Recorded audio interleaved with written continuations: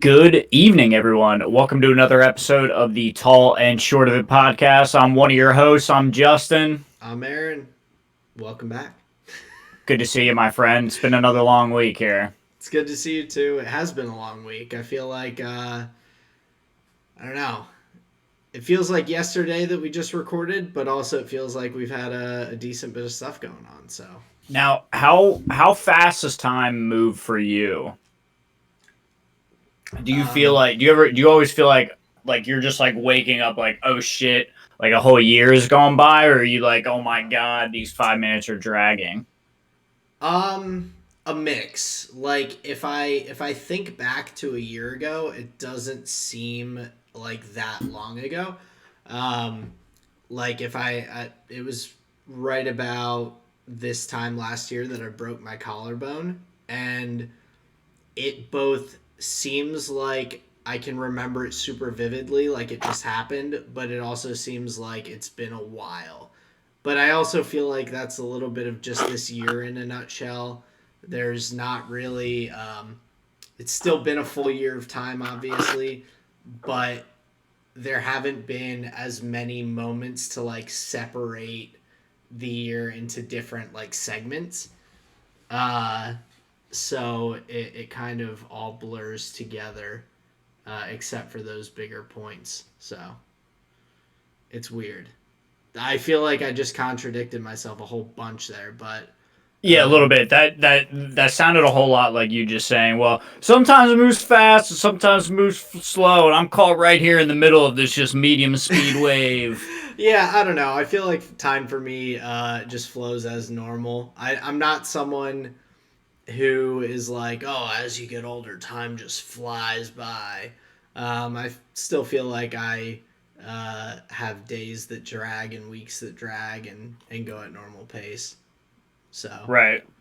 Well, this, that's probably good. I don't think you need to be you know. yeah, this last year's just been a weird year. So I feel like time is kind of strange due to that a little bit. Do you feel like time is on your side? Um, Not really. I'm about to be turning another year older, and it's not too thrilling. Not too thrilling, I understand. I just don't like that I'm inching closer to being 30 because I feel like that's it's a pretty definitive mark. I'm no longer a young man. Are you just getting older? I mean, yeah. I mean, there's things you can do about that though, you know? Like what? Anti-aging creams and such, like isn't that what those do? They Um, just stop you from aging? I think that might be part of it, but my hairline hasn't caught the drift, so it's a Gotcha. tough I world out understand. here. Not Right. all of us can grow crazy flow like yourself year after year, chop it all off, and then grow it right back. I'm kind of like I'm kind of like corn, honestly. Yeah, that's You a. know, I was gonna say like flowers, like you kind of prune them and trim them up for the winter, and then they come back in the spring. But yeah, but not all flowers are like that though, you know? true, very true. Corn is a pretty good descriptor. Right. Now, if you're wondering what I'm doing and why I'm not making a whole lot of eye contact, I am laying out the important pieces and components of my commander deck, which we'll get into later. We don't have to do it right now. We can get into it Yeah. later. But to the listeners, we have a couple of different things that we, dip our toes into. And this is kind of my way of bringing a little more magic content. I think each episode, we're going to do a little bit of a deck tech. We're going to go over some of the like important cards in the deck, kind of how it runs, what it's looking to do, some standout cool stuff. Um, but Yeah. yeah, so that's what I'm doing right here, and I Justin's am gonna give us all a little more commander gameplay knowledge and how to utilize some of the decks he uses, which is going to be pretty cool. Fucking Because spit that sick wisdom. exactly. So I'm excited for that to get into it. But I guess in general, this past week, what have you been up to? Any big goings on? Not really, honestly. Pretty slow week, like in my life. Nothing really too much going there. I feel like when Sarah listens to this episode, she's gonna be like, "But Justin, what about this? You won the lottery." You And won the I'm just lottery. well, or something similar. How could you forget about that kind of thing? Gotcha. Um, but Well, I but mean, no, we don't have to waste any time on me. I'm excited to get into our topics here. it's okay. I'll waste some time on me. I Because like that. because I wanted to tell you about a story from work yesterday. So I had posted in the talking points as a reminder for myself. But yesterday I'm like sitting in the office that I'm working out of, and I'm just doing like my normal phone calls, research on different projects, whatnot. And the manager who's sitting there in the other office like comes back to me. We're the only two people there. She's like, "Hey, do you see what's going on out in the parking lot?" And I'm like, "No, what do you mean?" She's like, "Oh, like take a look." And so I look out the window and I just see this white convertible Bentley hood is popped up. They two people outside of it. It's not in a parking spot. They're both on the phone, and there's this like giant sheet of plastic, I don't know, something next to the car. So I'm like, what happened? And she's like, yeah, so they tried to drive from our parking lot into the parking lot next to us. I'm like, okay. And she's like, yeah, there's like a 4 foot drop to the next parking lot. So it's our everything's on a hill up the road next Right. to it. And so our parking lot's there. There's no like ramp, there's no cement. Like it's parking lot, and then next to it is a grass patch of land, and then this curb where it drops off like 4 feet into the other parking lot. Right. And so these people I had, for whatever reason, were like, oh, this grass here must mean that you can just drive into the other lot. Uh, they thought they could just like avoid whatever long Yeah, whatever and because you'd just have like to go scoop like on out of our down. parking lot, wrap around, go in another Right. entrance, everything. They thought they were being slick, and took Not slick at all. took this Bentley partway off of this curb, and then were able to, I guess, reverse it back and ripped some crazy stuff off the bottom of their car. It was leaking fluids all over the parking lot and everything. Oh man. Um, and the department store they were trying to go to is pretty like fancy one. So I was like, Right. well, they had money they were going to spend shopping. At least they can now have that money to spend on their Bentley being repaired. Yeah, seriously. And so yeah, whole What a gift. flatbed had to come in. But the most entertaining part for me was these guys yelled at one of our maintenance staff. They're Yeah. like, why didn't anyone tell us that we couldn't drive to the next parking lot? It's like, there's no like road between the parking lots. You guys drove over a patch of grass and like over a curb. What, like, that's on you, man. Right. Nobody told us. Yeah, I think Right. I We think didn't get the they're memo. like, oh, well, there should be a guardrail or something. It's like, no, Right. like if there's no road, like don't drive on it. Well, they just put that little patch of grass there. You used to be able to cut through there. There used to be a road there. They must have just put Right. this drop in. Exactly. That's the thing. That's the thing. There was no sign. Exactly. You really should have had the floor is wet sign there, and then they would have known, and then they wouldn't have slipped. Exactly. I just thought it was so funny that they were blaming our people for their own, like, but I mean that happens in everyday life. This was just kind of on an extreme scale where they're now Right. gonna have to pay probably like 5-6 grand to repair the bottom of their car that they ripped who knows what off of. That's So big unfortunate, man. I'm sorry to yeah, hear it. I mean, if they Not weren't your Bentley. if they weren't rude to my people, then I'd probably feel a little worse. Sure. But I mean, I don't wish that on anyone. But at the same time, don't be a dick if you messed up. Yeah, be nice to your service people, man. Exactly. But yeah, Oh that man, was that's pretty funny, man. Fucking up a Bentley. That sucks.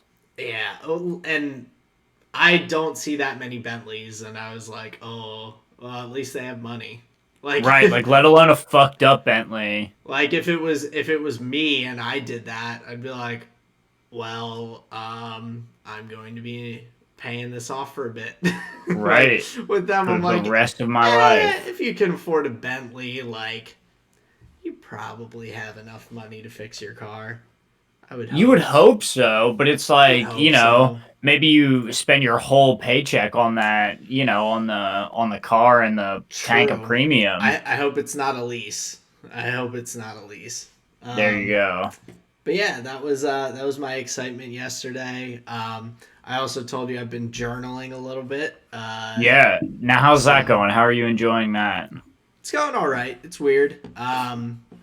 I was saying to you yesterday when we were talking, like I don't put a lot of, or I don't like try and logically think through my thoughts. Like a lot of times, Mm-hmm. it's just my feelings are that emotional, like whatever, and I never really think of why or what is causing that. So it's been kind of interesting, Gotcha. like breaking that down. We'll see where I go with it, but I think I've been decent about being consistent with it. So I think it'll be How hopefully often are you doing useful. it? Um, I've done like every other day since I got my Okay. book. I got the journal on Saturday, so I've been like trying to every other day or so. And Nice.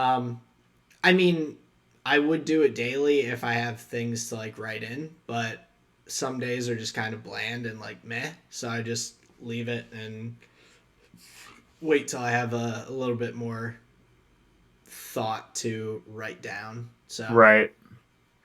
yeah, That makes sense. Well, I'm glad it's at least the dipping the toe in the water has gone well so far.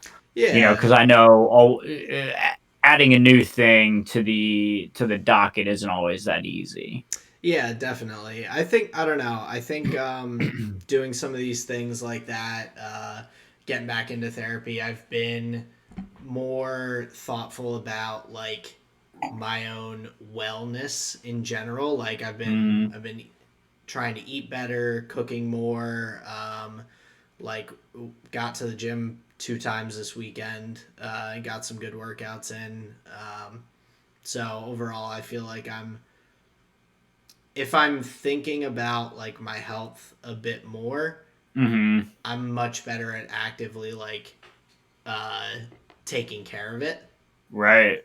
So I think that's also an added benefit of like the journaling and whatnot. Just being more conscious of my life. Right. So Well, when we talk about things like that, it makes me think of the Rick and Morty episode, the Pickle Rick episode, mm, where at the end they're in the therapist's office and she has that, Pickle Rick's just like sitting there, like kind of pissed, but he's there, and she gives her little monologue about like, the thing about like maintaining, fixing, and like repairing is it's not an adrenaline rush. It's not fun. It's not anything. It's just work. And like you have to be willing to put that work in to like get good out. You know what I mean? it's kind of a Um, bitch, man.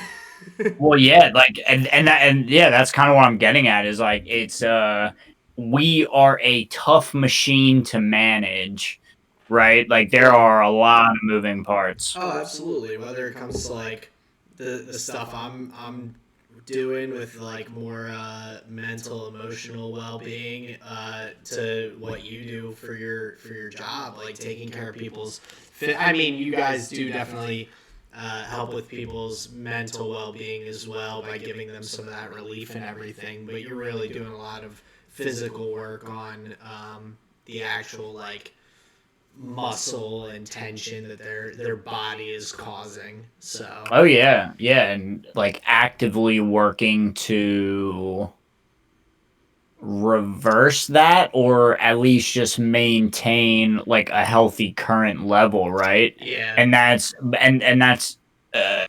it, that takes work, you know. It's not, I would imagine eventually it can get like monotonous, you know, but you know, you come in every 3 4 weeks, maybe every 5 weeks if you're, you know, doing a strenuous job or a stressful job, or you know, you're just up and down all the time, or whatever it may be. um yeah, you just gotta maintain, and you know, keep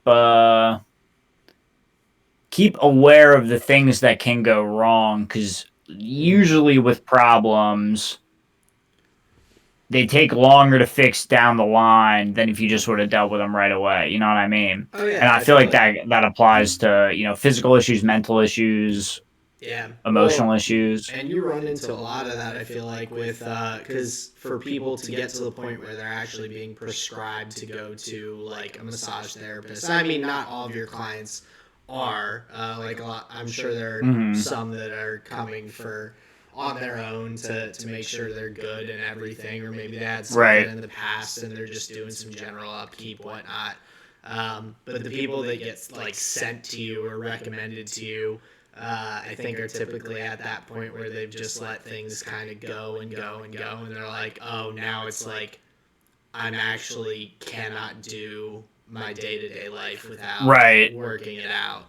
Right. So Like now they're calling off work. They have to cancel this, and they can't do that anymore. And it's like, yeah, now it's a problem. When before it was just like you know, an inconvenience. right, But so but the same thing goes for like, I can't tell you the amount of things that have just like it just added up on the to-do list that I have. Like mm, just, you know, just wanting to keep things managed, and you know, do this once a week, do this once a month, have this going on this day, always do this on that day. Like, you know, I need these little reminders, or yeah, like things will just fall through the cracks, man. oh yeah, I'm not as You great know? as at like scheduling those things out, but I do have things like that. Whether it's like I noticed my bathroom's getting a little dirty. I'm like, okay, time to like give this a good like full scrub down or whatever, and Right. like things like that. I don't necessarily feel like I need those on a full defined schedule, but there are definitely some things that you do you have to be consistent with. So Well, and it just helps me, like, especially ever since becoming a business owner. Like, I feel like I want to be. I've been ever since being a business owner, and since pandem, mm, because there was a lot of things like when we first opened that, like, you know, we may have liked to change, or we wanted to do this, or we wanted to do that, but like we never could. Like, we got behind on notes, we got behind on this. But pandemic closing down like gave us time to like catch all the way up, mm, change things that we wanted to, and then move forward kind of fresh. gotcha. And from there, that's when I started, you know, using the app and like trying to plan my days and this and that. And now, as I've like learned to be more productive, the thing, like, it is an invaluable tool now, because now I found all of these things that like I'm able to juggle and manage now, where before I was just like, I'll put that off, not think about that. That gets procrastinated. Do that next week. What am I doing here? I'll call you next week. I can't deal with this right now. Like, all that kind of stuff. It's just like, oh, well, I know what I'm doing today. I can just put that on the list for tomorrow. I'll just slide that over there, and I can just see it like all laid out. And I realized, like, man, I wish somebody would have just like tapped me on the shoulder, like in 11th grade, like, hey, just so you know, you're a visual learner and you like to do things like by hand. Yep.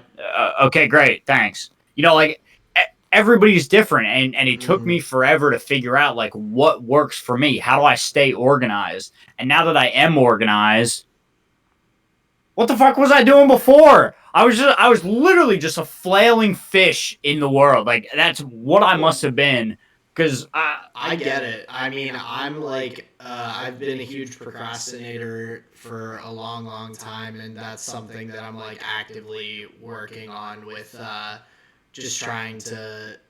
I think I constantly have to kind of remind myself that like things don't take as long as I think they do.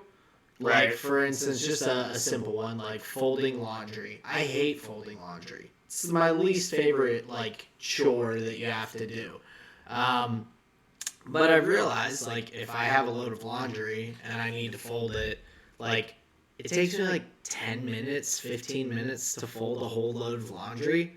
Like, the hardest part of like putting away socks and stuff like that is matching up all my different dress socks. Like it's not a difficult thing. So I've like tried to be more conscious of like just hey, don't put that off. Don't procrastinate it. Just do it. And I feel like yeah, like knowing yourself a little bit better, like you were saying with how you learn and everything, that is something you kind of get with time, and then you can kind of try and be conscious of those things to help just benefit your general day-to-day life. So. Yes, and you're able to like adapt strategies that you like will work for you. Like, oh well, they say they recommended journal your feelings.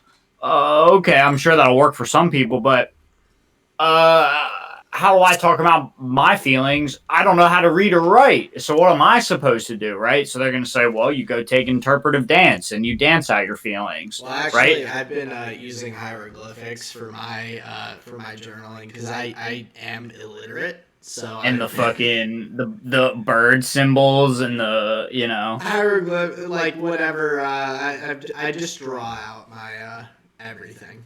Oh, is it just wingdings? It's just wingdings. Jeez, man. Wingding. I learned how to write in wingdings back in high school. I never went back. It's like when they teach you, they're like, "Oh, you're gonna use cursive the rest of your life." They were like, "You're never gonna use wingdings." And I was like, Well, "Oh, just you wait." I think the cursive was a way to like shoehorn people to make a signature, right? Because like in life for contracts and everything, you need to have a signature. You got to that's my name. I don't think it was though, because I think like there's a lot of the older generations that just write everything in cursive, and I still see it sometimes at like work and like just older generations, and I know. Right. So, I mean, it definitely was good for learning how to do your signature and everything because you need that. That's like a necessity of life. But you would have thought they would have seen that coming. But they also told us that we were never going to be able to have a calculator with us. Like in life, no, they were like, you have to memorize your multiplication tables because do you think you're gonna have a calculator in your pocket for the rest of your life? I got a fucking computer in my pocket, man. Like, what? You can ask me when, like, the exact day the Civil War started, and I can find it in 20 seconds. Like, right? Oh, January 6th, 2021. I love that.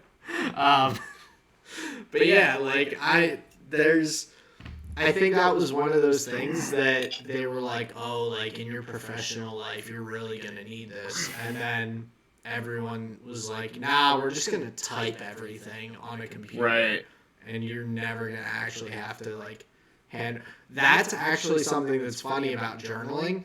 I'll write like a page or two, and my hand will be like sore because I don't write. Like, yeah.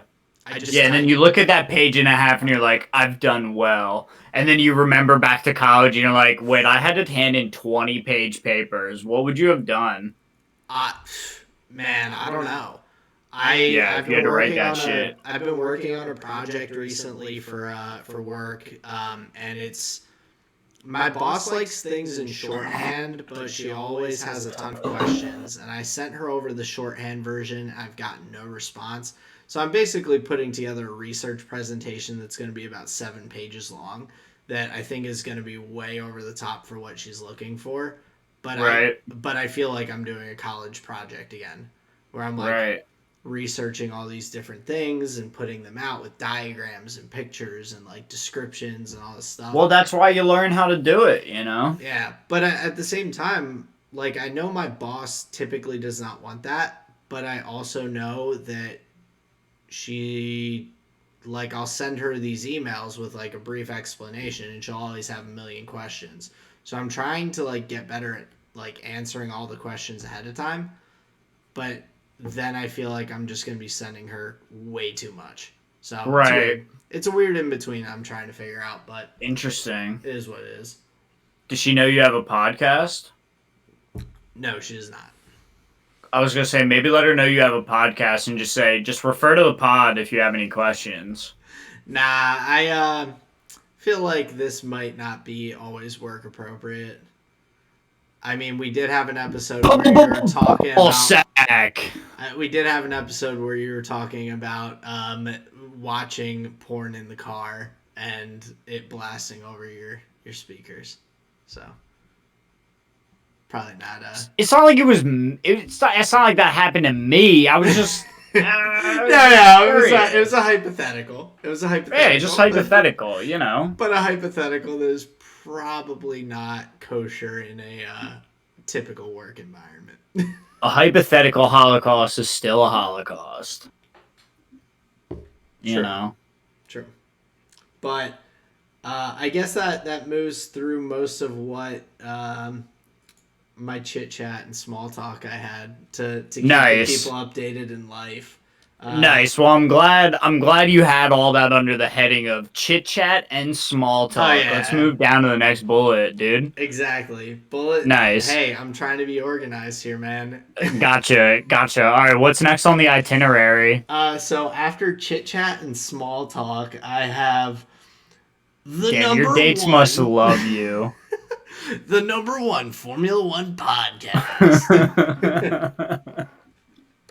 The Motorsport Hour. But yeah, I wanted to just mention a few things in F1. But first, thoughts on the Ferrari car. I know you gave me some brief thoughts, but what did you overall think of it? Initial reactions, to be honest, I really like it. I like the Ferrari red up front and then the fade to orange.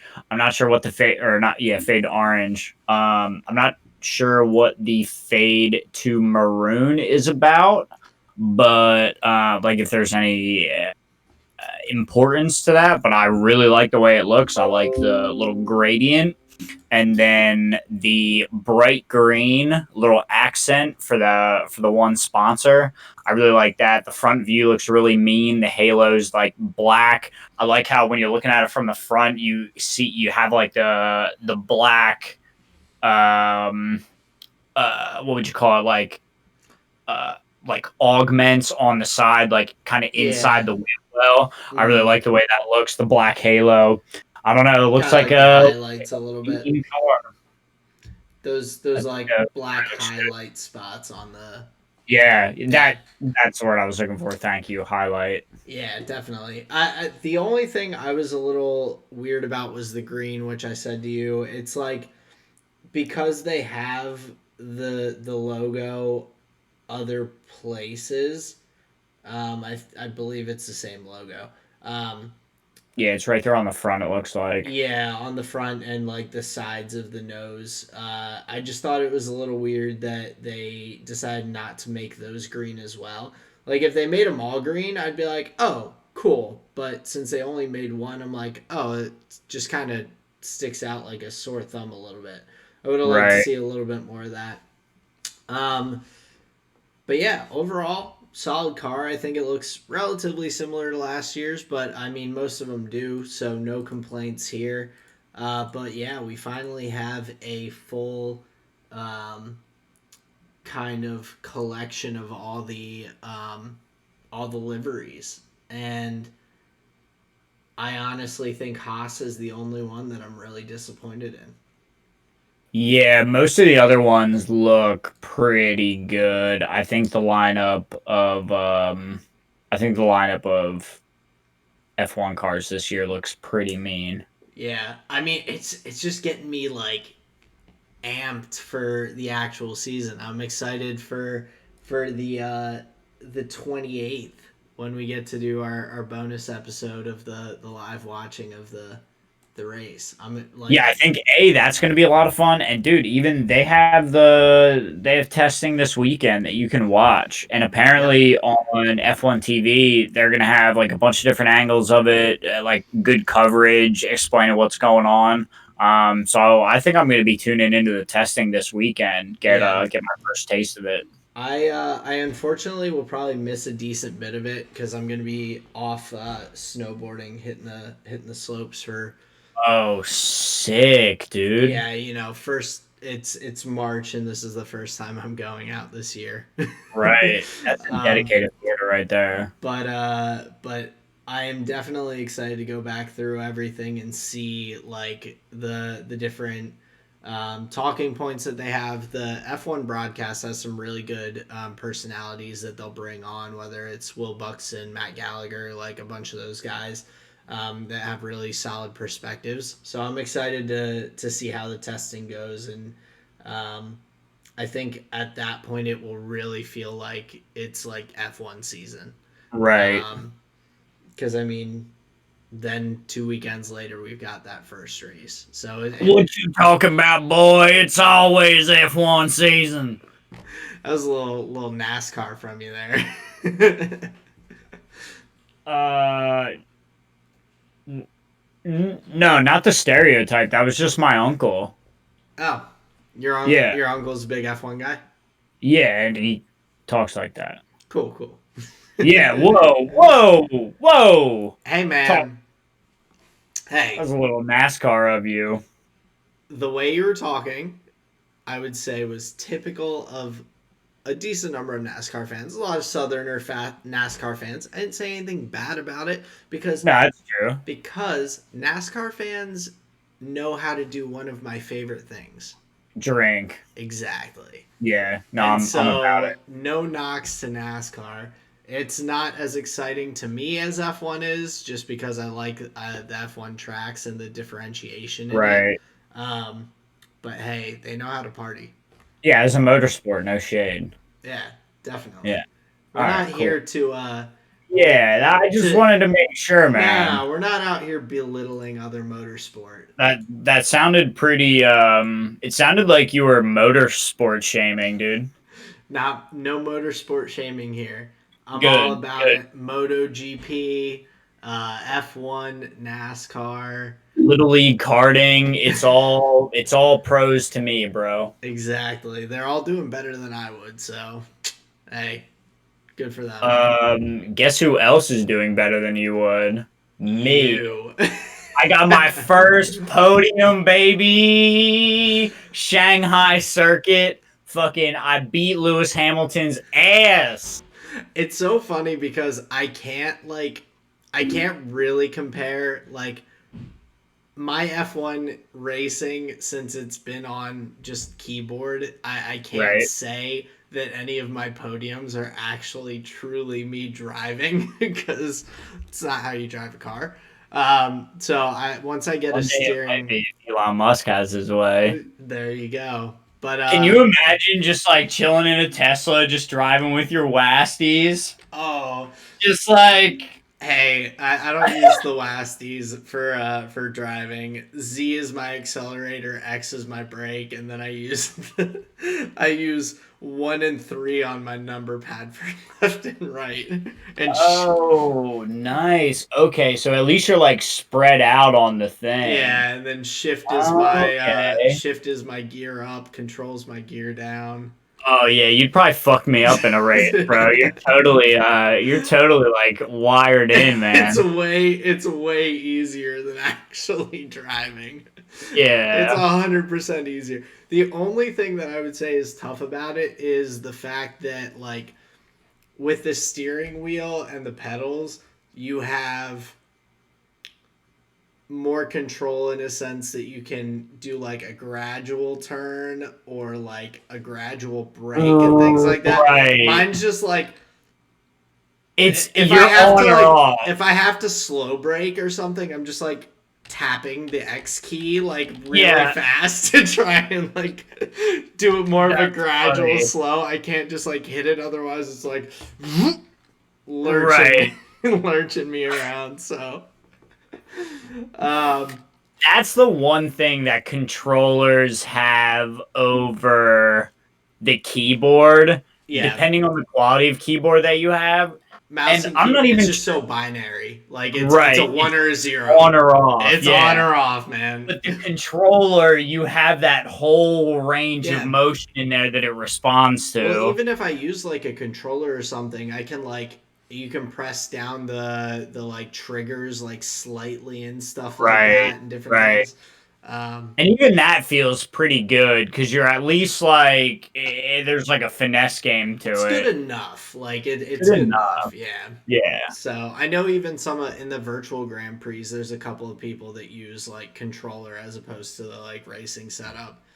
I would argue, and this is somebody with no information. This is just my like hot take, just right on hearing that because I've never heard that before. I would say shouldn't be allowed. I would agree, but since these are essentially like show matches. They're not. This is for like the virtual Grand Prix that have like some pros, some like FIFA like players, some this, some that kind of things. Like It's I probably the still, FIFA pussies that use the I controller. still, I think so, but. Not all of them. I think there are some that actually do use the racing setup, but I think when you're um, doing it as almost like a celebrity kind of show match, then it's not Right. as like Like Snoop Dogg in the intense. virtual Grand Prix next to Valtteri Bottas and Lando Exactly. Norris. But when you have like the actual like F1 esport, that's a whole different Right. thing. They are Right. very like to do with it. Like you got to have your setup. Your So, Logitech fucking GeForce. Hell yeah. exactly. Nice. Paddle shifters, you got to be ready to Paddle shift. roll. Dude, the paddle shifters are probably the sickest part of the whole setup. It That's feels so good. it's cool. Like paddle Yeah. shifters, my uncle had a car for a period of time that had paddle shifters and he let me drive it once. I was like, "Oh, this is weird." I was like, Yeah. "This is it was cool, but it was strange cuz the car could be automatic or it could be like manual, but the Right. manual was with paddle shifters or it had almost that like video game like tap it up for up or like Yeah. it was Yeah. We always called it slapstick. yeah, it was very video gamey. It was like technically Right. like manual, but it was Right. like It was just for the people who felt like they were like they wanted to feel like they were able to have fun in their car but didn't want to blow up their transmission. yeah. No, So, I respect the slapstick a whole lot. but the paddle shifters are pretty cool. I'm a Yeah, they're big fan sweet. of that. So, um, but yeah, I mean it's like basically F1 season. We got it was announced the final race to wrap or to I guess like round out the calendar. We've got Portuguese Grand Prix at Portimao. But that's not the last race, No, no, is it? no, not the It's not last race. slotted in there. It was It's actually race 3. well, it was not. It was the last location announced. So like Sure. everything else was set for where it was, and that was just like an undetermined race like Right. location. Right. So now we do have the full schedule, which is pretty cool. I Um, can't think of, and hopefully this changes after the end of this year and just in a short time. But there's only a couple tracks on the list that like the layout cut, like I can see it in my head. Not all of them can I see in my head, and Portimao is one of them. Portimao, I can definitely like I know the Austrian Grand Prix. Um, I know Brazil pretty well. Shanghai, which is not on the docket this year. Mm, Um, there's a good number that I have like I know what they look like, but there are definitely some on the list that I do not. Um, but it's going to be a fun season. 23 races. It's a long season. It's longer than normal. Oh, I'm happy for that though, because I felt deprived at the end of last season. Like I was going back to watch the races that had already happened I know, but the thing because it was a that's short season. it's tough though this year because the majority of the races are spaced out like 2 weeks in between each race. Right. There's very few back to backs. Like the Portugal to Spain is a back to back week three or a race 3 and 4. Um, France to Austria is another back to back weekend. Um, but there's really not too many of them, and like we have a couple of longer stretches like between Hungary and Belgium. You've got nearly a month. You have like 3 4 ish weeks in between those two races, which is it's gonna be tough because we had so many back to backs this past year until the Right. end of the season where like we were kind of spoiled once racing started this past year. It was like week in week out Oh, races that's an interesting point. because it Okay. was such a So we get compressed more races, schedule. but they're spread out. Right, exactly. Sure. Because Okay. last year the season couldn't even get started till like I think it was like mid late May or something like that, and this year we're starting Right. in March, so that's like 2 extra months that we're spreading everything. So Yeah. Mm. yeah, but I mean, very excited for it. It's gonna be fun.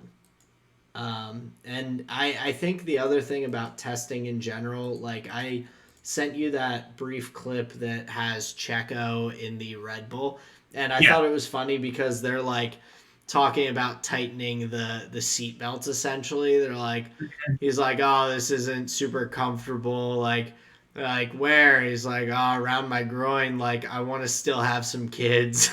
He's like in the clip on the team radio, and Right. it's just funny thinking about like all the little things that go into getting prepped for testing and actually like races in the F1 car down to making sure that the seat belts are the right length. I thought that was kind of funny. So Making sure your drivers can still have kids. protect the baby makers. Protect the baby makers. Well, I mean, some drivers are doing it right now. If the seatbelt does not hug your nuts, then there's a good chance that your kids could be in a similar racing seat for that same team, right? I mean, seriously. Yeah, I mean we've got Shumi's son in a racing seat this year. We've got Dude, you probably shouldn't call him Shumi. why That not? sounds so close. Like if we all had a sperm name, that would be his. His Uh, sperm name was Shumi. okay, so A we've little got Shumi swimming we've around. got Michael Schumacher's son in a seat this year. Max Verstappen, whose father was a winner, Right. That's what or I'm saying. well, a race winner, not a F1 champion, but still a racer in F1. I mean, Nico Right. Rosberg's dad. I keep getting a ridiculous amount of these commercials with Nico Rosberg and his dad when I watch YouTube because I've watched Oh, so hell much yeah. F1. Hell yeah. Because I guess they were. I think his dad was a F1 champion as well, and they're like Mm. 30 some years apart between their championships. Oh wow, that's cool. Something crazy like that. So, He's really boring as like a personality, the Rosbergs. well, Nico, he is definitely like he is not a crazy exciting personality, but he's a lot to talk about because of the way he did it. Like he beat Lewis that one year. It was like, I'm out. Right. It's like, and I think most people would have loved to see him compete with Lewis more. And who knows? Maybe if he had stayed in F1, Lewis wouldn't have this many consecutive like world championships. Right. But I think it's funny that he was like, "Yeah, I'm leaving on top. Let's go, What year deuces." was that? 13, I think. 2013. Um, yeah, I'm pretty Wait, sure it was 7 13. years then is 2020. Yeah. Damn. Uh, Nico. Damn. Oh no, it was 2016. It Oh, was a okay. little later on. So I was thinking of Mercedes has 7 consecutive constructors titles. Not Lewis Not though. Lewis. Lewis has seven Title, titles, not just consecutive. not consecutive. So Fucking what a scrub. Can you believe that? 7 titles, not uh, consecutive though. disgusting. You hate to see it. Disgusting. You just couldn't put it together, man. What a sham. Can't really be the best driver out there, right? Yeah, he shouldn't even be in the conversation.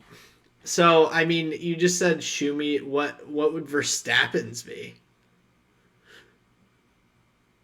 Little Stappy swimming around in there. Staffies. Oh man, yeah, that works. I don't think I would ever call him Stappy though.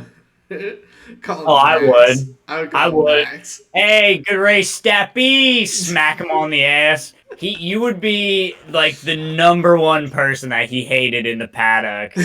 Like, there's that motherfucker that calls me Stappy. Who is this guy? What is he, a journalist? You'd make a name for yourself pretty Yeah, quickly. yeah. Oh, there's the guy that spanks Max. I heard that he likes it. Oh, hey man, don't be Hey, starting. Stappy! No need to start rumors about the boy, Yo, I heard that 100 Thieves doesn't gank for someday because they just don't like him. bro. When Freak said that, I was like, I was watching it live. I'm like, how far are they gonna let him go before they like reel it in? That it was like 12 minutes in, like everybody had just base, like I nothing was going I on. know, but it's such a random thing. Like I was thinking about it after I sent those like texts back to you, and Oh, I after was your phone sent the pre-typed message yeah, my and pre-typed message. It's yeah, like I'm not a big fan of Freak as a caster because he your just free like bait gets too spam. off topic so easily. Yeah. I did respond to that super quick, but I happened to be on my phone when I got I that was gonna say, message. hey, So I if was you're if just you're there, you're there. That's fine. um, but no, I mean there are people that do it well, and there are people who don't. I mean, watching Monty and Doa like talk about random things throughout crazy long pauses and different things in Right, LCK, it was still super entertaining. Freak could easily come up with like things to talk about, and instead he blatantly goes, "I'm gonna start a rumor that 100 Thieves doesn't like Someday, and that's why they don't gank for him." Has nothing to do with the fact that he's very self sufficient as a top laner. right. I'm just It gonna is very like stream of consciousness. Just like he had a funny idea, so like he ran with it. Yeah, but it wasn't that funny. He like thought it was funny, but like when he Right. actually did run with it and like flesh it out, they were uh-huh, all right, freak, yeah. And so back to the game, like Back to the game. up. So grandpa got on a little rant there in the nursing home. We're gonna reel it back in. Right. Here's your rice pudding, freak. let's start talking about the game again. Oh, sorry, young whippersnappers. Yeah. Oh Do you man. think? Do you think Freak does stand up? I hope not, because like he does have some good puns. They were better back in the day, and I'm a big pun guy. I love like that kind of humor in general, but it Yeah, has to be like clever and not forced to be like legitimately like a solid joke. I am one who makes a lot of terrible puns and bad jokes right. because it's low hanging fruit, and I enjoy making people wish that I never told the joke. I get enjoyment out of that. I Interesting. think he actually thinks that they are good, and then he says them, and everyone's like, But he revels in the groan. That's the That's thing. me. I revel in the groan too. I'm Yeah, like, and that's where it sounds like he's at home. he does it some at some points. He definitely does. There's some that he like forces a little too hard. Right. Um, I like the ones that you don't have to force, but you still get the groan. Like those are Right. that's like primo pun. Dude, I don't know, just the way. All right, so think of what it is like to tell a pun, right? It's like Mm. it's a very clean type of joke. It's like Well, it's it's like timing. It's got to be the right context. Like something has to come up perfectly, and then you right, just hit but it. it's like it's cleaner than like a Seinfeld bit, right? Yeah, you don't have to do any setup for it. No, no, but usually it's not. It's like a dad jokey kind of thing, Definitely, yeah, yeah. right? That's what I'm getting at, and it's like what's interesting about Freak is I get this impression that he's got like 8 minutes like on butt sweat that he tells at like these comedy clubs in his hometown. Oh, and he And just it's like does like small town open mic night, and no, no, but you're picturing it with like a dim light on it. I'm picturing him like murdering. oh, you're picturing him with a tight five about like. Yeah. Like okay, so think of like LCS as like Freak's like clean act, right? But then once he gets up on stage, he's like, she was slobbing on my butt, like I just think of like those juxtapositions, and I'm just like, man, that's the funniest thing ever. See, that would probably be funnier than most of the jokes. Just the fact, like him being up there and just going in. I think I Right. would, because I'm so used to his bad Yeah. puns and jokes and puns of damage and like Exactly. Well, that's I the think I think seeing him do like a tight five of some like really just like, yeah, I feel like that would be, I'd be dying laughing. Not necessarily at the content though, just at the but fact more of at the like how like difference. varied it is from what I'm used to Right. seeing. Yeah. Dude, but like he has that air about him like on camera that I've often gotten the sense that of any of the dudes that are on the production, it seems like he would have like a side gig like that. Yeah, I think he would be the, I don't think he would be the best.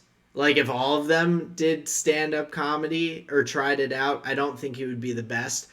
But he is the most likely to do that as a side thing. Sure. Right. Like I think Quick Shot over in the LEC would probably have a really solid tight five. Like I I think, don't know, man. Quick shot? yeah, Quick Shot's funny. He does a ton of the writing for the LEC, and that's I'd say generally more entertaining than the LCS broadcast. Okay. And Interesting. he is like the, I forget what his title was, but they kind of made him essentially like a like production supervisor who tries to like put together all of the bits and different things that they do. Uh, And so I think he would be the best at it because I think he would be able to like lay out the humor really well and just like right. get it really super clean. Huh. Um, so I I didn't know that. yeah, he's like I don't know if there's like a specific name. Um, but he a couple years ago he became like their broadcast like main person who kind of puts together the diagram of what they're doing Gotcha. and everything. So Yeah, that's pretty sweet. I didn't know that. yeah, and does a really phenomenal job. So I don't watch the LEC because obviously North America is better, but you know, I just keep up mostly with how G2 is doing, and they're right, another. G2 is the European Cloud9. They're super memey. They're like Twitter admin is always making jokes about stuff, like making fun of the team members and everything, and like right.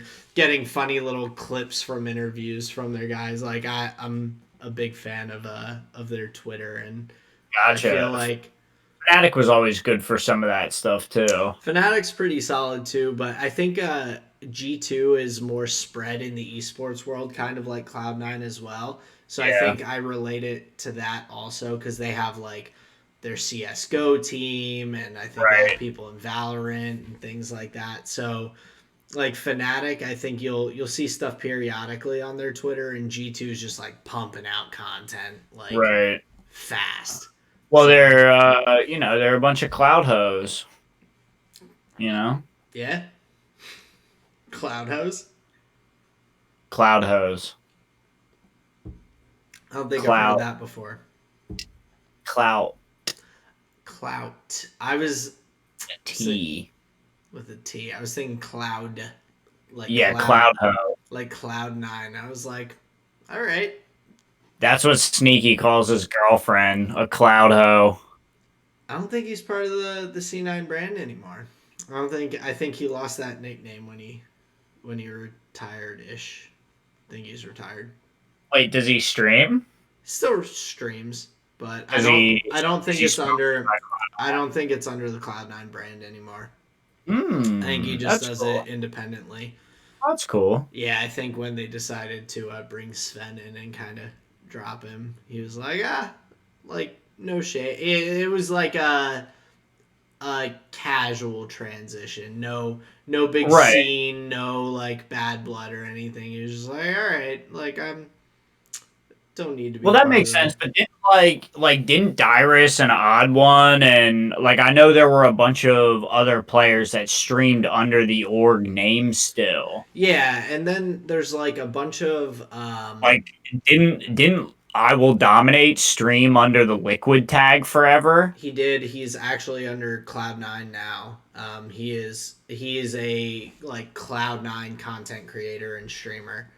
Damn. Because Angriest motherfucker, he man. went through a lot of different like weird stuff with other orgs and with like and so I think he parted ways with Liquid and was like looking for He was someone. on Dig for a while, right? Yeah, for a bit. Yeah. But then I think so. It was around the same time that Cloud9 picked up. Deep lore. Cloud9 picked up doing the not Insight on Esports. What is it? What was the Thorn and Monty Summoning Insight Summoning Insight? on the Insight on Esports channel. Yeah, they picked up Summoning Insight with Monty and Thorin, and they picked up Dom around the same time. Um, Okay. and then Dom and Thorn started doing their like show that they do together and everything, and it's Right. like a whole thing. I feel like Dom and Thorn together works pretty well. They both I are. I've never seen it. I don't It's never remember. been recommended on my famous YouTube sidebar. They have a show together, or at least had. I haven't. I feel like there's just so much content that I try to keep up with. It's Right. the Crackdown. Oh, okay. Yeah, Dom's show, The Crackdown, has Thorin is his like constant co-host for it. Gotcha. Um, and so they break down like LCS, and they also like LEC and kind of some of the other regions. But Hmm. um, Man, these guys putting in the work, bro. that's something that I think people don't realize about Thorin, or they like look past because of their a lot of people's distaste for how like aggressive and blunt and like kind of confrontational he can be. Why do you He, think he can be so confrontational? Because he knows so much about the scene, bro, and he's watched every single player. he's He's the watched every esports single player's historian. right, right. He has seen every single player's full career. He's Hmm. arguably seen every tournament, every match of like every important esport game ever. And he fucking That's the remembers all of impression I it. get. And he Right. remembers and all he of and it. he's able to weave it Dude, through seamlessly. like I can barely I, man, my memory is not good, and seeing him with how like he will be able to do that, and then he'll be like, yeah, and then Perks, as the mid laner of G2, he brought in Caps to be the mid laner and switched roles. It's like Michael Jordan with Scottie Pippen back in the Bulls, and Mhm. like he starts Yep. weaving NBA theory into it and Well, everything, and I'm like, that's likely like where he came from. Like yeah, his infrastructure, his framework is traditional sports. So that's right. what he can liken it to. And I'm sure he knows he has an audience that is of a similar age group. Right. So But those just are the things they would have been exposed to. The way he the can weave it. So that yeah, and I just the gotcha. capacity for knowledge in that man's head that he can Yeah, he's just insane. pull it off the dome like that. Then even his Thorin's thoughts videos, they're like 40 minutes long, no stops, no cuts, no retakes, and he is just spitting out knowledge about a specific topic for like 30, 40 minutes straight. Yeah, they're Wild. very good. The Thorns Un- thoughts are amazing. Unbelievable. Like, shout out to Yeah, him, man, because I cannot, like, I can ramble for a long time. I cannot give that much fine detail on a and topic he's for that. funny too when he's doing it. And He's funny and he's witty. He's smart. He knows his shit. like I Dude, could do that Thorin, for maybe one or two topics of things that I'm like very well versed in that I've done for a right? long time, whether it's like hotel industry or like whatever. He does it on CS:GO and League of Legends and this and that, and like he's just StarCraft, and Yeah, it's unbelievable. I love it. I love every minute of it. He's yeah. phenomenal. I'm happy he's been in the scene and stuck around for as long as he has. Yeah. I'm just happy he's here with us. Big time, big time. He's awesome. Um, but yeah, so That's an Freak, appetite right there. Big time. big time. Big time. Big time. But yeah, Freak, not my favorite LCS caster. I think Thorin, Thorin, I would love to see favorite cast. CS:GO I would caster. love to see Thorin cast LCS. I would be intrigued by that. Bro, it would never be the same. It would never be the same. Dude, a Thorin Monty Doa tricast would be What outrageous. about a Thorin dominate cast?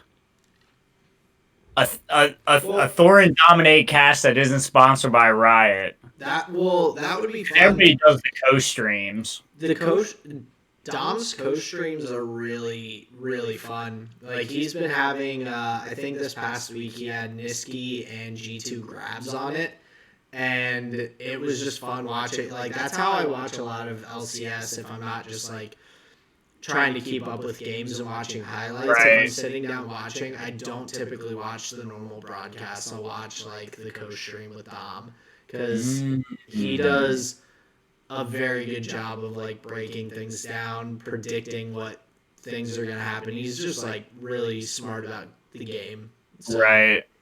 and then having like Niski and Grabs as some extra entertainment to kind of Oh chime yeah, in. they're So probably it's just like fucking around. well, Yeah, like that's all. Niski's always been fun. He used to do that even when he was on C9. He would hop Yeah. into the LCS, like coach. He would finish a game and then hop on stream with Dom and like shit talk other teams. Damn, just like real quick right away. Yeah, pretty much. Like they would wrap up Oh, their that's games. funny. That if they had like first game of the day, he would be like on Dom's thing from third game of the day through the end, like kind of thing. So Damn, that's yeah. awesome. And now with LEC, he can be on for the whole thing because LEC typically is like wrapping up before Right. LCSs Oh start. hell yeah, that's so funny, dude. Yeah, that's the type of shit, man. I like those dynamics. Bro, but you said it, like there's just so much content to watch. There's just so many things, and especially like okay, so if you have one hobby, there's like this rabbit hole to go down. You can enjoy that content creator, this one, that one, a whole bunch of different aspects of it. But like when you have different hobbies, like you try and hit like all of them, and then you're like, oh, but you got to miss out on that. Like, oh, I didn't get to listen to that pod. Oh, I didn't see that guy's video this week. It's Bro. tough, man. I'm like, so I have like 3 different podcasts that I typically listen to a week. Then I've also got trying to keep up with all the LCS games, trying to keep up with all the F1 news, interviews, things like that. I really enjoy watching like Warzone streams. I watch some Valorant streams with some of the guys I watch on Warzone play Valorant too. So I like try and watch them on both. And then I'm also trying to just like have my own time to game and stuff. Right. It could be a full-time job. It's a lot. There's an inundation of content, which is like definitely a good thing. It's just you have to be a little bit more choosy and find the people that you like. Right. Well, I'll tell you, time for it all. The one thing that like really, really motivated me to want to start this podcast with you is I just felt myself just doing this all the time, just sitting and watching somebody else's production. See, whatever their thoughts were about whatever they made this thing, I'm watching your stuff. And I was like, I can do that shit too. Oh yeah. You know? So I was like, instead of putting all this time into like watching other people's stuff, and yeah, I think it's good to support your favorite creators and it's good to have a hobby and, like to blah, blah, blah, explore that. But, I was like, you know what? Fuck it. I think there's worth in, a creative endeavor. And I think this has been a great outlet for that. Yeah. There is so much to watch.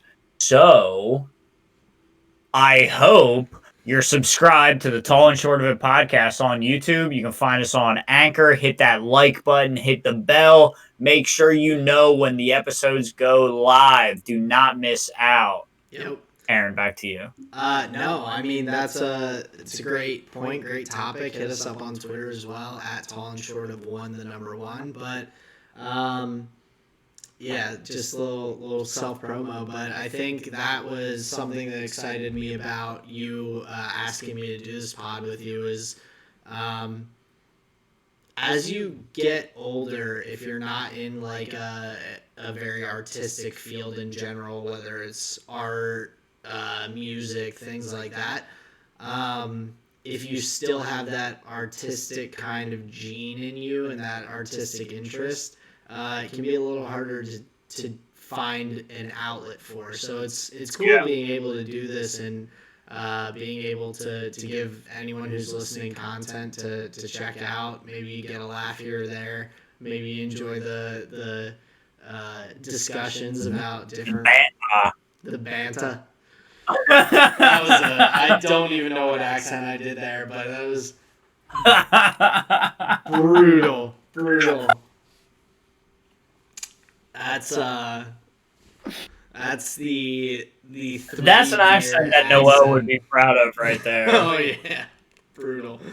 But yeah, so I hope you guys enjoy it and don't make fun of me too much for my pronunciation of banter there. Never.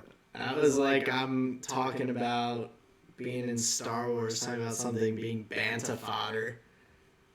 That's a Star Wars nerd joke. So, thanks. Thanks for humoring me. Even though You're welcome. um, What's a Star War? Star War. I think that's like a type of like sour candy. Gotcha. Star Warhead. Yo, sidebar, you know what's fucked up? I bought a bag of warheads. Are they softer than they used to be? No, they're just as hard, just as Oh, sour. nice. They're amazing. The bag didn't have any fucking blue ones. And guess what was advertised on the bag? Blue ones. Yeah, there were no blue ones in the bag. Blue is the best flavor of candy. Of anything. Any candy. Just blue. It's not the blue flavor is always the best. Facts. Blue raspberry, blue raspberry. Can't even get blue raspberries. They literally do not exist. That's brutal because I haven't had a warhead in a long time, but I remember I loved the ones, the black colored ones, because they were the most sour. I'm pretty sure. Oh, They yeah. were like the brutal. Oh yeah. They don't have them anymore. Wait, they don't? No. Wait, so Black cherry, but that one that you're thinking of, the black wrapper, they don't have that's not in those anymore. Oh, I burned like a hole in my tongue so many times with those. It used to be a thing. It was like it was like sticking a big red gum wrapper to your forehead and seeing how long you could last, or sticking a black warhead on your tongue and seeing. Anybody can eat a green one. Yeah, anybody can eat one. It was a black one. How else are you going to show a sixth grader that you're tougher than them, other than sticking a gum wrapper to your forehead for longer or keeping a warhead on your tongue for longer? Come on. Exactly. Or you could do with the butter knife, the plastic butter knives that they give you at the knife game in between your fingers. Yep. That one. Look how good I am at it, you know? See, I was not good at that, so I never tried it. I flexed by eating the super sour candies. That was my flex. Yeah. Snorting fucking pixie sticks. Smoking Smarties. What? What? You never did that? Where people would crush up the Smarties inside the wrapper still, and then you would open the one end and like suck it in, and then like blow out, and it would be like a puff of smoke, like you were smoking. Oh damn, that's so funny. What the hell? Yeah, but it was just candy dust. You were just like you were just blowing powdered sugar out in the air. Hell yeah, that's awesome. Yeah. At least it wasn't tar and tobacco. That's cool. Yeah. So that was do drugs, kids. Yeah. As yeah, don't do drugs, kids. Don't do drugs.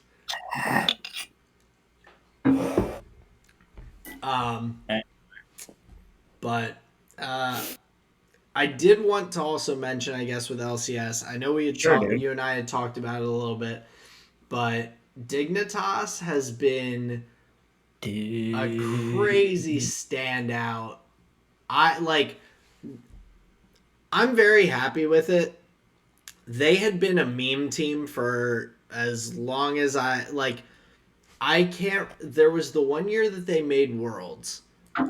And since then, it was pretty much downhill. I feel like they was on that World's roster, by the way. So it was you got a Season 2 World Championship. Oh yeah, that was forever ago. It's not even the same game. No, Who was who was on that roster? That was Saint Vicious was their jungler. yeah. So that was With I'm a cutie pie as the 80 carry with Skara as their mid laner. I'm not looking at anything by the way. This is just straight from memory. hold Who on. was their top laner? I think it might have been Dom. I think it might have been before he was a jungler. I'm looking. I'm pulling up the Uh rosters. oh, man. Yo, we should rename our podcast to League of Legends Nostalgia. So oh no, sorry. Dom was the jungler. Crumbs was the top laner. Yeah. Skara was in the mid lane. Yep. I'm a cutie pie, Cutie pie. and then Patoy was their support. Never remember that But I think that was like the 1 year that Patoy was on that playing. roster. Right. Yeah. Damn. But yeah, that's right. That was Yeah, when that Crumbs was was the when like top laner. Reginald was on TSM. That's when Hotshot was on Yeah, CLG. that was the Chaox TSM that made Right. it to Yeah. that world. That was during okay, so season 2 then was the Graves Corky Ezreal meta. Yeah, that was Yeah, the because Chaos just played the shit out of Graves. yep, and that was the Voyboy Hotshot GG Big Fat LP Doubleth and Cho'Gath. Chowster CLG Yeah. roster. Yeah, Okay. Cho'Gath. Yeah. Um, Gotcha. Okay. well, and I then remember. yep, exactly. Oh I man, remember. but Yeah, and then that's when Taipei Assassin showed up, played a five Azubu man. Frost. Well, or they were. It was the first time people were like playing as a team, you know, oh yeah. drafting 5-man wombo combos, and they just got decimated when they pressed R, and it was Getting like, wait, that you can do that? new Oriana combo where you Yeah, Oriana ult people into the new ult and it's just yeah. yeah, wild. Crazy. Um, but yeah, so that was season 2 World Championships was the last time that Dig has really been like a top team in LCS. There have been other times where they've been like middling to upper tier, but they've struggled for a while. So seeing them come back and And they've even had years not in the LCS. Note. true. And to come back into it with a roster of players that last season were, I would say, consider the majority of them were considered lower or bottom half for their positions. Fake God definitely was bottom half.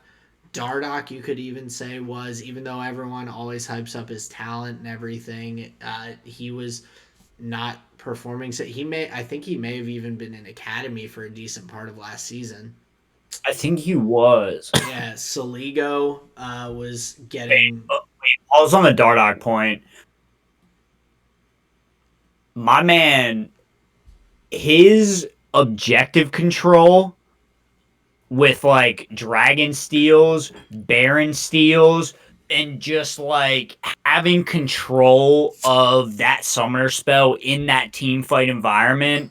Man, kudos to him. He has secured so many neutral objectives for that team, Yeah. like under contention. That is like, damn, kudos. So I just wanted to shout that out. Like No, his absolutely. play is amazing. A lot of other top junglers, I would say, don't have that. I've seen Blabber had multiple He's neutral. beating out top Yeah, junglers. like That's the thing. Blabber may be the best like player in LCS potentially right now, but he has had a number of neutral objectives stolen in contested smites and things like that. Dardoch Yeah. has been really impressive with that. And I think he's like started to go for, and to your note that you were saying to me about Dignitas, their team play has been phenomenal. Mhm. And I think Dardoch has gone away a little bit from needing to be the mechanically dominant jungler, but he still has that game intelligence that he's able to control that and control the game flow super well from that position. Well, Um, I think he plays strong champions and he plays champions that he knows he is comfortable on, and the mhm. team accepts that. They don't force him onto Lilia every game just because they think that's all you're supposed to play. Right. He's getting, I mean, he had the Skarner game against EG. Like, he's had some really, he's had a really big champion pool this season as I think the well. widest of any jungler right Yeah. now. If I'm remembering a couple weeks back, they were talking about him not having played the same jungler twice in Yeah, games. yeah, yeah. And then he I played don't think like after this he point played like that's a no, he had played like a second Kindred game or something like that, like a couple weeks back, and they were like, "Oh, broke the streak." what do you Um, think about Kindred in this meta, by the way? um, I don't I'm not convinced. it's I think you Cause have to. what? Double AD carry in the jungle or your triple AD carry? People are playing Tristana Lucian in the mid? Yeah, I think it has to be the right team comp.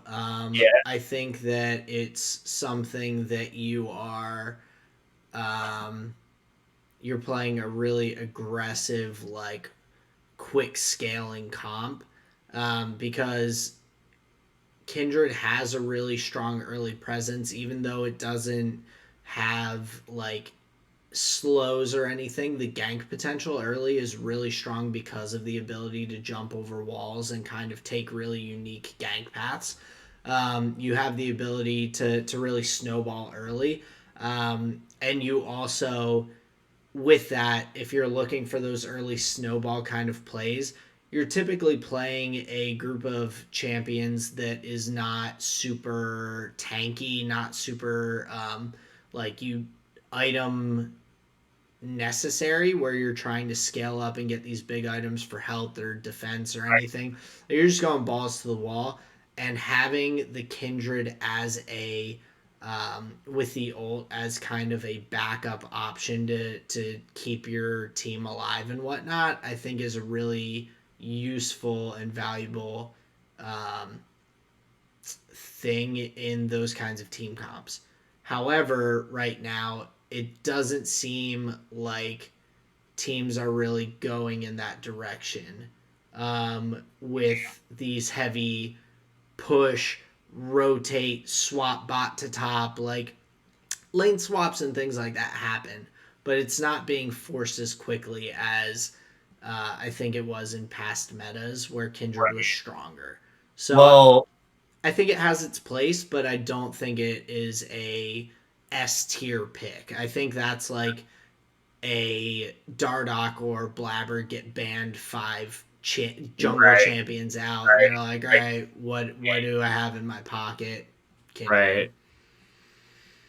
Yeah. I think Because that's if I understand the way the turrets work now, the reason they did that is to prevent a lane swap meta.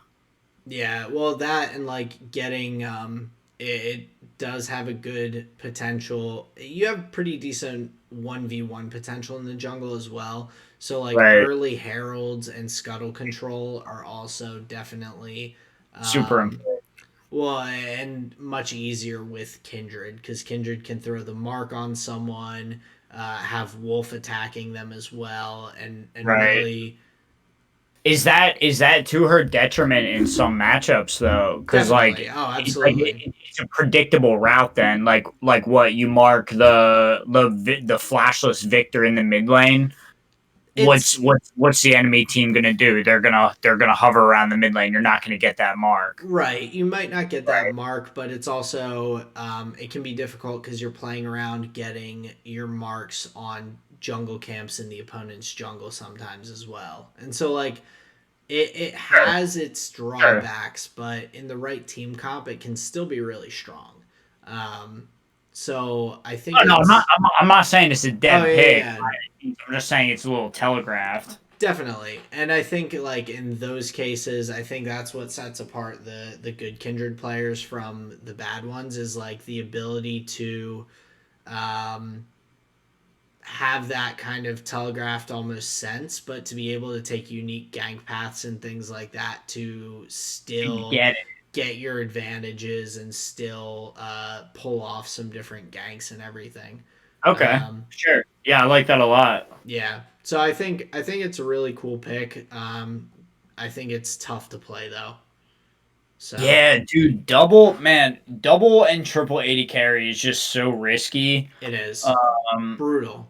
I I mean, mean, I know they're pulling it off now with like I said, the Lucian and the Tristana and stuff, but the biggest it doesn't last. It's not a meta that ever I lasts. think it's the biggest reason that it's able to be pulled off so far or so consistently is the fact that you have a oftentimes with those comps you have a top lane Gragas, so you have someone who's tanky and also does AP damage, and you For have significant disengage too in that barrel. That's the big thing is you that's have a way to push them the fuck back. that, and also I was gonna say the support picks. If you can get a Gragas top and Alistar support, then you can throw a triple AD comp with your jungle mid and AD carry. Right. Because But it's so much tankiness. You have you have disengage or tankiness. Yeah, absolutely. You have the body right, slam in, the headbutt pulverize. You've got the tankiness from Alistar ult. Like you've got a lot of things going for you in right. those kinds of comps. Also, if anyone lets you get that kind of comp, you won the draft. So like in most cases, excuse me. Um, so I would say in most cases you should reject that That was draft. a very LS phrase right there. Oh, you just won the draft. I Yeah, you just mean, won it. doesn't mean you win the game, but like I think if you can get like if you can have Tristana, Kindred, Sivir, Alistar, Gragas, and you somehow get all of that, That's like probably game over. You're right. you have the leg up from the start of the game. Yeah, no matter what they bring to the table, you probably have a way to deal with it. You've Actually, got wave clear, you've got engage, disengage, safety with the jumps and spell shields. Like it's chain damage, lots of scaling, late game scaling yeah, out like out the ass. yeah. Yeah, Like if you're able to work that out, that's right. pretty pretty Yeah, crazy. that's a pretty So solid comp right there, bro. yeah, Damn, you should be a coach. it's absolutely not. T I'm not as T1, hit smart. him up. I'm not as smart as T1, hit him up. LS. All right. 2 points. 2 points.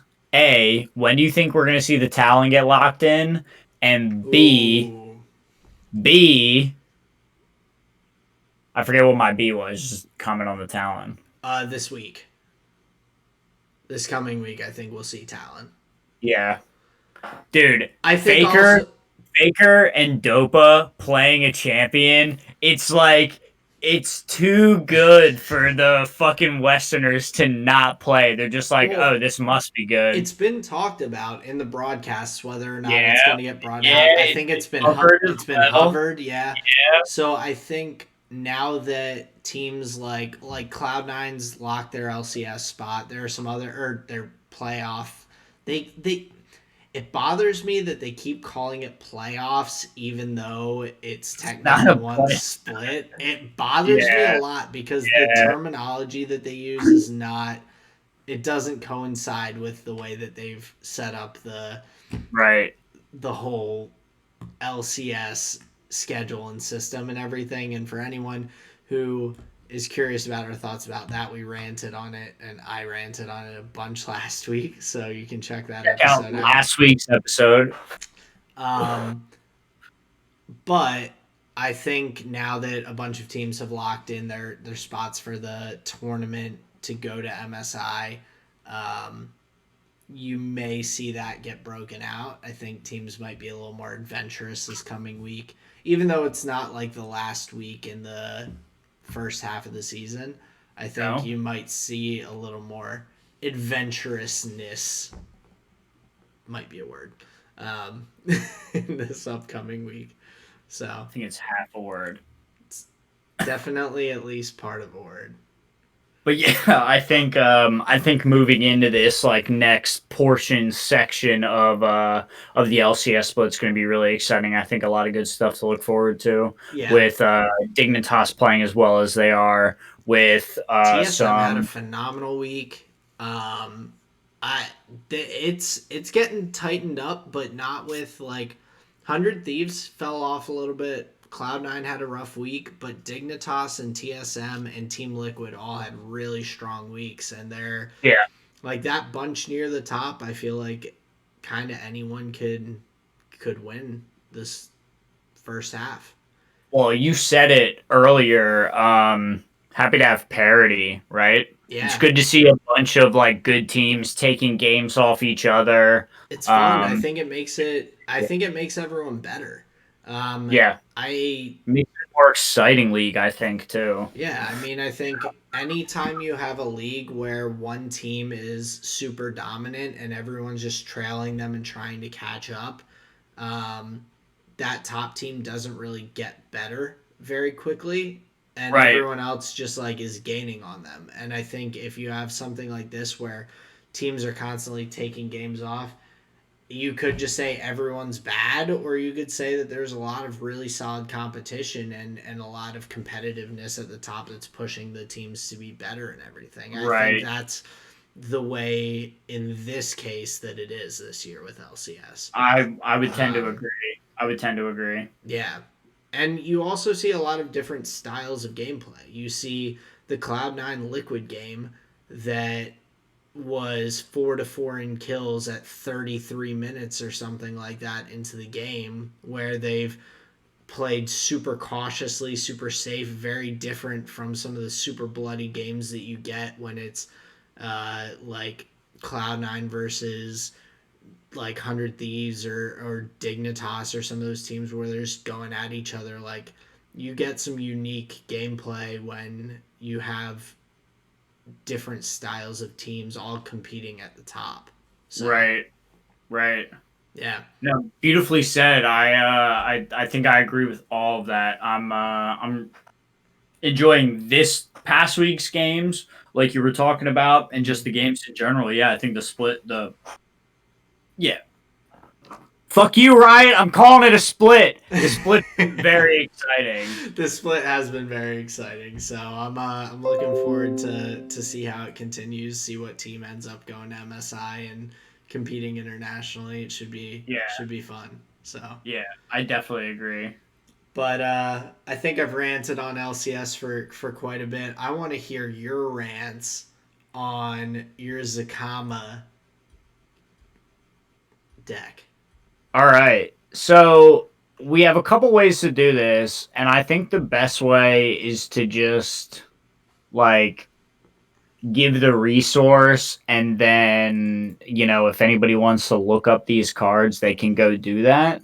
But I'm just going to give the deck tech as though people have like a basic understanding of how a magic card and a commander deck works. Um, if you would like to know about how to build a commander deck and more specifically what that entails, go check out Josh Lee Kwai and Jimmy Wong's channel, The Command Zone. They have a great resource for learning how to build and play Commander. They have great conversations around the game in general. I will point you to them to learn more in depth about the game. Here, we're just going to talk about my decks and the builds that I'm playing in our hopefully soon to be weekly Ooh, again Commander 9 League. More on that later. Maybe not this week, maybe not next week, but hopefully we're going to be able to see more of Brett, which means Magic in person, which means picking bands, which means the Commander 9 League will be back. exciting. So stay tuned for that. Good things in the motion, but yeah, we're Gonna just be here to get that pandemonium out here. pandemonium. We're gonna have LCS. We're gonna have MSI. We're gonna have fucking F1 races. We're gonna have chicken battles. We're gonna have slug racing. We're gonna have Turtle racing. turtle racing. All right. So, Aaron, do you know how a commander deck works? Um, Slightly. Give me a brief All right. description. So, commander deck has 100 cards. Yep.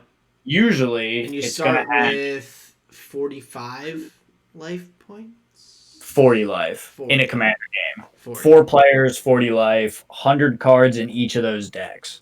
Now, you need lands to play Magic, right? Correct. You gotta So, have that mana.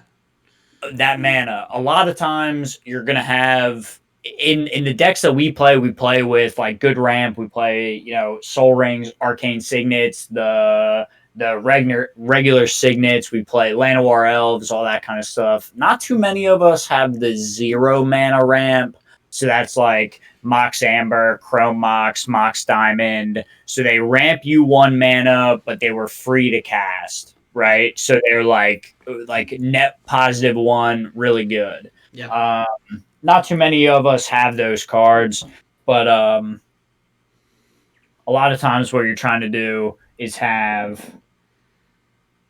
around, we'll say, 36 to 40 lands, depending on the strategy, depending on the cards. So And Zacama, the goal is to be able to, in regards to the lands, is to be able to put them out, and you play them tapped, correct? Initially, when uh, you're playing them, in most depending on the cases. land, basic lands will come in untapped. There's some dual lands that'll come in untapped, Okay. but like a Guild Gate or like a Foul Orchard or something like that, they'll enter the battlefield tapped. You're not able to use them that turn, but they'll untap on the following turn. Right, and so you're trying to get those out because then you can tap those for mana, along with their different potential special.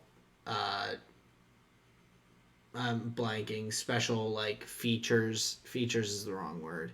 Abilities. Abilities. Yeah, that's Yeah, probably definitely better. So to be able to play your other cards, get your creature cards out on the either board. on time or ahead of time, right? Right. Yeah. Exactly. So in Zacama, because the commander is a 9 mana commander, so he's 6 a red, a green, and a white, so he's pretty up there. Currently, I have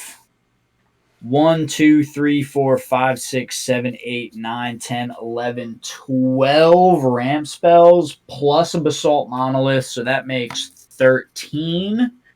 And then there are, and these are the big boys. Now, when you were looking through, because I know you were looking at the deck beforehand, seeing A what little kind of bit. cards are in there. Yeah. So if you go to the enchantment section, you'll see Mirari's Wake, Mana Reflection, and Zendikar Resurgent. So the goal with these, so these are kind of like the 3 core enchantments of the deck, where Say those again. so it's Mirari's Wake, Mana Reflection, and Zendikar Resurgent. Yep. So those are doubling our mana whenever we tap a mana or a permanent, depending on which one we're looking at here. It's going to double the amount of mana that it gives us. So either hopefully we'll be able to get to Zacama quicker, and or if we've already gotten to Zacama, be able to ramp out a bunch of other spells and do some devastating stuff. So those Okay. 3 enchantments are kind of like core to the deck. So And we have those in there. and so Go ahead. with Zakama, what is your play style? What is your goal for this deck? Are you well, it's not a black and red deck or something like that where you're trying to put out a bunch of low cost minions and kind of get a bunch of low cost creatures out there. What is your kind of game plan? Is it trying to get to your commander to be able to do some heavy hitting, or Oh, are you okay? So your commander ramp, is kind of ramp, your ramp. okay. Get Gotcha. to the Zacama, because if you notice, the second line of text there on the card is very important. So he says when he enters the battlefield, if you cast it, so like you can't reanimate it to untap your lands. Mhm. He's saying if you cast it, untap all lands you control. So effectively, if you can get up to Zacama, you can time walk. You get to untap all your lands. That means you effectively get another turn. You don't get to Oh draw a yeah, card, but you untap all your because lands, right? you need all the mana from nine, well, most likely nine different land cards Right. to get him out there, and so you can play him and then immediately untap all of those mana. Right. And he has all those activated abilities. Yep. There's a myriad of different things that you can do with this guy when you get that good on tap with a 9/9 vigilance, reach, trample, fucking three-headed dinosaur calamity. This guy's insane. So yeah, to answer your question, the goal is to ramp quickly into Zacama and do big things once I get that on tap. Okay. And Yeah. so with this, so obviously you need the six mana, the red, green, and white to get him out on the battlefield. He has these unique abilities. He's got the two red mana to deal 3 damage to a target creature, two green mana, or sorry, two and a red mana for the You three got it. damage, two and a green mana to destroy a target artifact or enchantment, and two and a white mana to give you 3 life, which are pretty good. Um, but with him being kind of spread across 3 different mana pools, like how can that make it tough to play this deck in a sense? Because you really have to spread, I feel like, your resources in terms of your land cards and things like that. And I mean, in general, Magic is always kind of a, to some extent, luck of the draw. But Yeah. how do you boost your deck in terms of um, being able to scry through your deck and things like that to be able to get those cards that you need? What are you kind of looking for to ensure that you're not getting stuck with uh, 6 red mana and no white, and you're kind of hung out to dry there? Do you have what, like, how do you build your deck to give yourself the ability to make sure that you're getting what you need? All right. So that's a great question because as you said, it's a three color deck, and to make sure we're hitting our colors on the turn that we need them, it's tough. So I'm gonna point us to two different aspects of really any good commander deck, but this one in general. So we have our I'll say our like ramp slash tutor package Okay. and our land package, our mana base. Mm-hmm. So I'm gonna throw up some lands here in front of the camera, and I think very quickly you're going to notice what they have in common. I'm just going to fan them out, and you will Got a see strong very feeling that quickly there's going to be some dual mana. exactly. Yep. So, as you can see, each of these lands is two colors, right? Yep. So, whenever you put these down, you can ensure that you'll be able to fix for at least two out of your three colors. Okay. All right, now we're going to focus up a little bit here, and I'm going to grab two cards. So we've got here a Windswept Heath and a Canopy Vista. Okay. So Windswept Heath is a fetch land. Canopy Vista, if you'll see, is a forest and a plains functionally, right? It says it on the card. So when your fetch lands say go search for a forest or a plains card, you can go get a land like this that is exactly the type that you need. So let's say I have a turn one Llanowar elf and a Windswept Heath. I can go and crack that Windswept Heath for something like a maybe a Cinderglade or a Temple Garden, and my color is fixed and it can enter untapped, And so you right? enter that untapped, and you have the ability to use it for either mana that you would need Exactly. for getting ramped up to Zacama. Exactly. So when you're building a mana base, you want to make sure that you have access to the right number of colors of mana in your mana base to make sure you can cast your things on curve. And So and so, just as a clarification for myself, a yeah, tutor, you're able to look through your deck and pull the card you want. A scry, you get to look at the top few of your deck to get an idea of what you have coming up next that you would be you pulling. got it. You got it. Tutor is basically short for the phrase "search your library for." Yep. So Yep. I was using scry in the wrong description, I guess there, but yes. Well, no, even in the way you use it, and this is for anyone listening, even in the way that you used it, you're referring to the act of like filtering your draws and making sure that the cards that are coming into your hands are the cards that you want, right? Mm. So to answer that, you want either cards that are going to put the exact thing that you need into your hand, like an Enlightened Tutor or an Eladamri's Call. You can get a creature, an enchantment, or an artifact. Or what you have is like a Sylvan Library. You have ways to draw more cards on your turn than is normal, right? Mm. So in here we have cards that can grab exactly what we want out of our deck or draw more cards than usual off the top to try and hit our um, gas, as they say, right? Now, what is our gas? We have, for the big hits, we have Embercleave. Okay.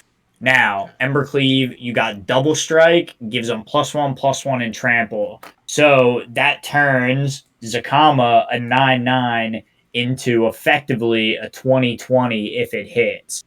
Mm. So that puts him within like a two-hit commander kill. And what kind of card is that? Is that a That is a legendary artifact equipment okay? from the Throne of Eldraine set. Gotcha. So Embercleave, that's one of my big win conditions in the deck. And then we also have the Zerta the Dawnwaker, which is a legendary elemental fox, plus Basalt Monolith, which together can generate infinite mana to use Zacama's abilities with impunity. You do generate colorless mana, so you're going to have to find ways to get colored mana. But lots of fun things to do once we get our engine rolling. And I would like to point out two cards that in this deck have been um, linchpins to success. My two interaction pieces that nobody expects. So it's Mana Tithe and Guttural Response. So these are counter spells basically in white and green. Colors that don't traditionally have counter spells. Blue has the counter spells. Gotcha. But these have shut down people trying to counter my Zacama or kill Zacama and have led to me like getting wins on board. Very cool. So those are kind of the main pieces to my Zacama deck and kind of how it functions. But there are two more pieces that I would like to point out. Well, I guess it would be three more pieces here. Three All right. more elements to the deck. Now, in my opinion, no commander deck is complete without secret commanders and a mana base. Now, what's a secret commander, you ask? I heard you loud and clear. I I heard was you ready ask. to. You didn't give me enough moment, but I was ready. Oh, I know. I was right there. I was right there on it. So a secret commander is another legendary creature within the deck that functions like I could just fucking swap them right out. I could just say, this is my commander now, and the deck would be just as good, right? Okay. So my secret commander in the deck is Samit, Voice of Dissent. So she's going to give all my other dinosaurs, all my big boy dinosaurs haste. She's got double strike, vigilant. She has haste. I'm going to be able to untap other creatures. So when I'm doing any of my value type stuff, she's going to let me do it again. So Samet, she's my secret commander. And then we also have Gishath, Sun's avatar. He's the other big boy dinosaur that you can put in the deck. He's going to dig for a bunch more dinosaurs. It's very flavorful, very thematic, very Jurassic Park. Now, those are the three like generals in the deck. If Zacama is like the leader, Gishath and Samet are the admirals or insert hierarchy and here. so Samet is something that you could pull out a little earlier on as well. It looks like Right. based Yeah, on she's on her 5. mana base and everything. She's on 5, so you can get her out a little sooner. And then with Gishath, he is an 8, so you could potentially get him out turn before A little sooner, you bring yeah. out Zacama. But if you'll notice, if you have a way to give other dinos haste, well, oh, I guess it is deals combat damage, so they wouldn't be able to swing with him. But yeah, the possibility for more dinos is pretty sweet. And bro, all of these cards came out of booster packs, which is awesome. I would just like to say that. Like I just pulled all these randomly. There's some really cool back in the day. There's some really cool creature cards that are kind of just from looking at the EDH rec, like creatures that go well. There's some pretty cool dino cards with it. Oh yeah. Oh yeah. Regisar Alpha. I've got him in the deck. He's in there. The Regal Behemoth. Dude, the Regal Behemoth is sick because he gives you the Monarch and then doubles your mana. Yeah, he's another one that I would love to have in here. I don't have him, but yeah. So and I just referenced edhrec.com. That is great resource. A resource that I use to kind of look into the Zacama deck a little bit more since I don't really play Magic as much. I wanted to try and be up a little bit on everything that we're going to discuss here and be able to give some informed questions to Justin. Sure. Well, and even as like we get more into these deck techs, I'm sure it'll be a great resource just to learn about cards, and you'll begin hearing about the same cards, you know, and just kind of get a feel for the format and our format. Because primarily, we just talk about Commander. Right. So for anyone out there who is looking to get a little more information, to see these cards a little bit more, to be able to look at their abilities, their different mana costs, things like that, EDH Rec is a great site to check out. Shout out to them for putting that together. So EDH Rec is a big help. Now, the other thing that is just as important as a secret commander is having, and tends to be my favorite part of Magic sometimes, is your utility and special lands. Okay. So, on our lands, these aren't spells. And why are lands so good? I think lands are so good because they're usually protected from removal. Most people aren't going to like kill one of your lands. It's just not like worth a card in Commander, right? Not many people have that spell in their deck. So if you want to give +1/+1 counters to your creatures with a Gavany Township, you can do that. If you want to be able to cast your dinosaurs with Flash on your opponent's turns, you can play an Emergent Zone. There's Skarg the Rage Pit. Give one of your creatures trample and +1/+1. That's a good option. We've got Rogue's Passage. Now you've got that massive Zacama, but they've got pesky blockers. What do? You make it unblockable. There you go. That's a Rogue's Passage. We got Sunhome. Give it double strike. What's better than your dinosaur hitting once? Your dinosaur hitting twice. Put it on a land. There we go. Slayer's Stronghold, same thing. You don't want your dinosaur to tap? Give it Vigilance. Oh, your dinosaur just came out? That's fine. Give it Haste with a Slayer's Stronghold. This is a great land. And then Field of the Dead. What do you need? You're all out of dinosaurs. You need zombies? Play a land. Here you go. You get your zombies. Field of the Dead. Those are all my utility lands in the deck. That's my little suite of them. Those are my favorite. But as you'll notice, they're all colorless, so I don't want to see too many of them, when I need to cast my spells. Right. But they really, really just like, mwah, just that nice little like Hershey's kiss on the top of your deck. Because you don't have a spell that's going to do it, you put it on a land. Yeah, and so you mentioned not having a spell to do that. Is that due to just the nature of these card colors? You said that a lot of the counter spells and things are blue typically. Right. So Land removal's usually red. so land removal typically red. Are there a lot of other? So I guess like using white, green, and red. With the majority of these. Oh, I'm kind of losing my train of thought where I was going. But What are you getting at? Like, what things am I trying to remove if I'm in those colors? Like, Yeah, what things can I exactly. kill if I'm in those Like, colors? what are you looking? Yeah, exactly.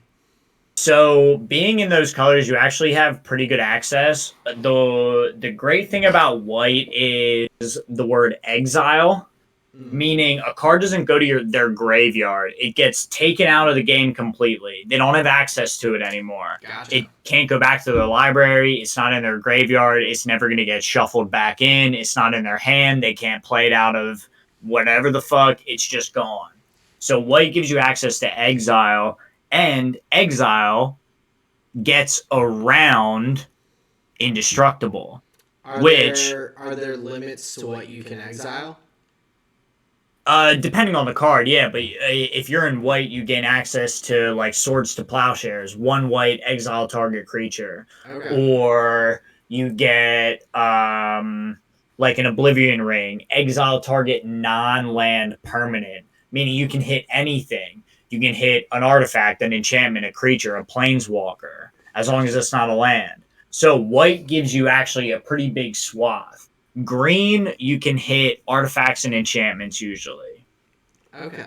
So if somebody's playing like an artifact heavy build, or they're like trying to draw a bunch of cards off enchantments, like a Reclamation Sage or your Caustic Caterpillar, these are all cards that say destroy target artifact or enchantment. Gotcha. So green can do that, and then red hits creatures. Okay. So when you're in these colors, you actually get a pretty good range of what you're able to deal with as far as removal. Yeah. But I brought in those guttural responses and the mana tithe to interact at instant speed, Gotcha. where sometimes you don't want to be able to kill the thing that's already on the battlefield. Sometimes I need to be able to stop you from killing my thing. Okay. Right? And those two cards have like saved my ass a million times, where they're just like, fuck, I didn't think you had it. And it's like, I always had it, motherfucker. Yeah, so you can, so with those instants, you can play them at any time and block other people's moves. And that's more of like a bit of like a color break. Like I said, blue tends to have just like counter target spells, say no to that thing happening. So it tends to be a little more unexpected in the colors that I'm in. But when you get access to 3, you can kind of cover your weaknesses pretty well. Gotcha. Yeah. Very cool. Yeah, and most of my commander decks are multicolor, and I believe the ones in my top 9 are all like 3 color and 5 color, and then I think I have one monocolored deck and a 2 color deck. So I really like having access to. I like the card draw. I like removal. I don't want to be hampered. Yeah. Like I want to have access to all the tools. Very cool. So yeah, we'll see that as we go through the decks. But yeah, man, that was my Zacama commander deck. Awesome. Well, Kind of like in the short of it. Pretty cool going through it. I like, and it's gonna be cool for me learning some more of these cards as we go through and hearing, like you said, hearing some of those repeated cards that are common, especially in the commander format, to be able to utilize the different play styles and whatnot. Yeah. So I'm looking forward to getting into some more decks and kind of hearing about them. Yeah, So me too, because I feel like it's been one aspect of the pod that we haven't really been able to get into that much, like, especially when the games aren't happening. I'm just kind of like, like, what am I supposed to talk about, you know? yeah, but this is a But I cool think way this is a to dig deeper. yeah. Absolutely. So I appreciate you being willing to, get into it and just learn a little bit. Oh, I think it's fun. absolutely. I That like was really to. fun, actually. That's cool. I'm glad that you enjoyed it. I enjoyed it as well. It's it's fun to learn about, even though I don't know how much I will play in the future. I think it's still a really cool game, and it has so many unique intricacies. So I like learning more about it. You're passionate about it, so hey, why not? Nice. That's a good marriage of elements right there, and especially if you're going to try and start making money off it, you got to learn about it somewhere, right? Very true. And so to that point, for anyone listening, there is a new box set coming out, or not box set, I guess, but a new. That's a fine word to use. Okay, so a That's a fine word to new use. box set coming out on the 19th. It's the Time Spiral Remastered Draft Booster Box. A lot of words. A lot of words. Just reading it off the straight off Card Kingdom. But I personally am considering getting into the more financial side of Magic the Gathering. And you're going to be cracking packs for the singles. Exactly. You're in it for the moolah, baby. Yeah, at least to start off. Maybe in the future I might start holding Bro, on it's to. so much fun to play. I mean that I may look into, if I make enough from doing this, might start holding on to boxes and using and selling them down the road and whatnot. That's where it's at, bro. But very cool, especially this booster box. From talking to Justin, looking into it, there's a lot of really cool cards that are spiritual remasters.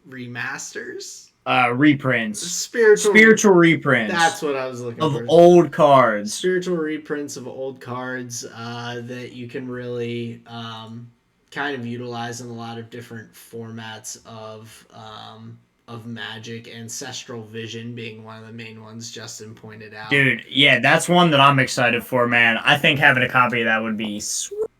Hey, if I can pull one, you have first. And it's not that expensive either. I wouldn't be breaking the bank to buy it off you. Oh, absolutely not. Not crazy at all. But yeah, really cool looking deck. Like, and just in my own opinion, not knowing as much, looking through, Magic has really cool art, man. Yeah, dude, honestly, it's one of the things that keeps me coming back. Especially with like the new standard sets where it's like all new cards. Like I love to see what the artists bring to the Well, table. the Like call time Kaldheim was beautiful. Yeah, it was yeah, beautiful. really, really cool. Yeah, And, I like, really liked it. The thematic, The showcase borders were amazing. and just the thematic nature of it, with all of them having that same kind of feel and style, like really, really cool. I agree. And so this kind of going back and giving some of those spiritual reprints of other cards, and just like the art itself is really And pretty newer cool cards getting the older treatment. So I'm sure you saw at the top of the board Yawgmoth Thran Physician. Mm-hmm. He is a modern, like he's a recently printed card, and that border is like an older style. Yeah. So they're like giving newer cards that older treatment, but like keeping it all like very kind of modern looking. Yeah, So I think that's sweet. Really cool looking card. Yeah, so I think if there's a time to get into Magic, like or Magic from a different angle, this is I think this is a set to do it. Yeah. From what you're saying, this is definitely, it looks like a cool box to get into. It's good shit, man. So I'm hoping, hey, I'm gonna hopefully get it I should have it before the first F1 race, and then Nice. be able to maybe after that first race, the episode right after that, kind of talk about what I pulled, Hell different stuff like yeah. that, and do some of that. So, Nice. looking forward to adding my own, I guess, spin on the Magic world, opposed from Adding to just the playing. conversation, dude. I Yeah, love it. be a part of it. So, Nice. slightly That's what different we one. like to hear, man. So it's gonna be fun. Looking forward to getting that box and being able to hopefully dish Justin some cards he's looking for. Ooh, be help my him dealer, help baby. him out in the Commander 9 league to put people in the dirt and Dude, I win need some wins. games. I need wins like crazy, bro. So yeah, looking forward to that. That's awesome. Yeah, But this is such a great set to get into too, man. There's so many good cards. yeah, it's gonna be That's fun. good. I'm excited to do some card unboxing and pack pulling. Yeah, the unboxing channel, the tall and short of it unboxing channel. Exactly. But yeah, I think that kind of hits everything that we're looking for this episode. I That had wraps it for me, a man. lot of fun going through. I really enjoyed going through the Zacama deck. That was cool, and I like adding I do that enjoy that. into.